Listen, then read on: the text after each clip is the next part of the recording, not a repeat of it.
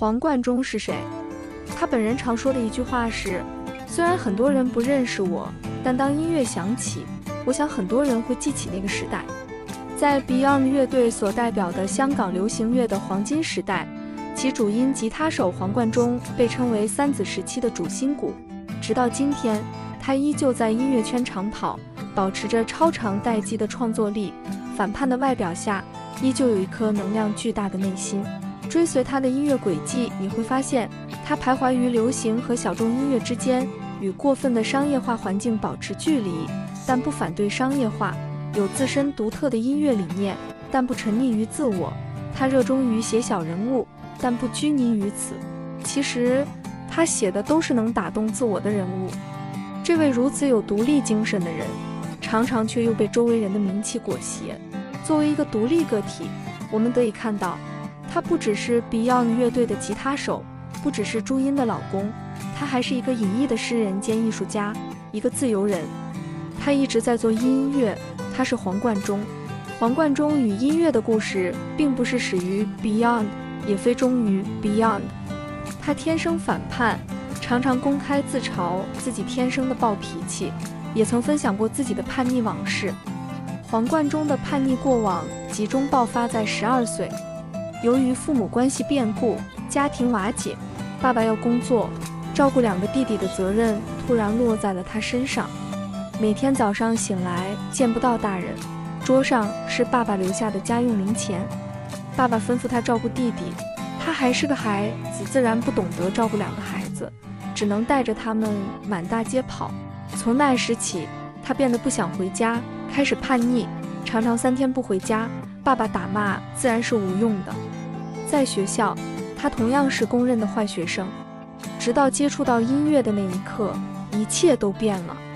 他在某次采访中就坦言，是音乐拯救了我，如果没有碰到音乐，他的往后的人生将是何其险峻。现实中很少有人能在一开始就找到了表达自己的工具，以此承载他们的叛逆和往后的人生经历。黄贯中是其一。对音乐的着迷让这群青年下班就相约聚在一栋老楼中练习乐器，而那间因长期扰民而被邻居3天2头投诉的练习室，后来成为了粉丝们缅怀 Beyond 的2楼后座。现代人无法想象，他们从公司的格子间走出来，穿着还未来得及脱下的职业西装去玩音乐的画面有多燃。黄贯中后来回忆道，记得第一次踏足 band 房的时候，我立刻爱上了这个地方，那感觉犹如置身天堂一般。有这样的震撼，我自然加倍努力，不停地锻炼吉他技法。黄贯中并非音乐天才，而是隔壁2楼后座的普通摇滚青年中的一份子。不曾想，当年那个因音乐改邪归正的街头叛逆少年黄贯中，因为种种因缘巧合再度闯入了音乐世界，但这一次的闯入却扭转了他的人生轨迹。对于一支有着30多年历史的殿堂级乐队来说，往事3天3夜都说不完。也许 Beyond 之所以能写出这么多好作品，能在乐坛屹立多年，正是来自于当年他们在放工后组乐队的那份快乐和执着。人们常把看似没有关联的事当作偶然，实际上黄贯中之所以在人生最重要的2个分支点同时撞上了音乐，一定程度上源于他对音乐的热爱是贯穿始终的，他的生活经历也成为音乐的一部分。黄贯中曾说过，音乐确实给予我很大的乐趣。我相信音乐就是生活，你来自什么样的生活，就会喜欢什么样的音乐。就像我喜欢玩摇滚音乐一样，我并不是刻意选择它，而是因为我的生活驱使我玩奏摇滚乐而已。令他意想不到的是，音乐不仅拯救了他，也改变了他。他因此入了音乐殿堂，与 Beyond 一路经历了成长，点点滴滴构成了今天的黄贯中。黄家驹被后人封神乐坛的同时，一路陪伴在他左右的著名吉他手黄贯中的名气却一直不咸不淡，甚至淡出年轻人的视线。他们的关系也成为日后人们关注的焦点。传言黄家驹只年长黄贯中2岁，黄贯中却保持了喊黄家驹黄渤的习惯，因为在音乐上，家驹对他影响很深。技巧上80%是从家驹那里得到启发而学习过来的。他除了是他一位关系密切的朋友外，也是他的老师。这种因音乐萌发的亦师亦友关系，在当下乐坛实属难能可贵。Beyond 对他来说意义重大，既是他的事业、他的学校，也是他的一件工具，甚至是武器。也有人说，黄贯中活在黄家驹的阴影里，主唱的巨大光环往往会掩盖吉他手、贝斯手、鼓手的才华，但只有他们知道彼此对自己的重要性。伟大的乐队并不是乐手甘当主唱的绿叶，而是每个人都能独当一面。他们的确做到了成就彼此。黄家驹走后，黄贯中对他更多的是感怀，他们的关系更多是充满温情的色彩。黄家驹生日诞辰，黄贯中感叹，生命本来就像看一部奇妙的电影，有人会提早离场，或许他们突然有更重要的事情要去做。这个吉他手温情起来简直就是一个诗人。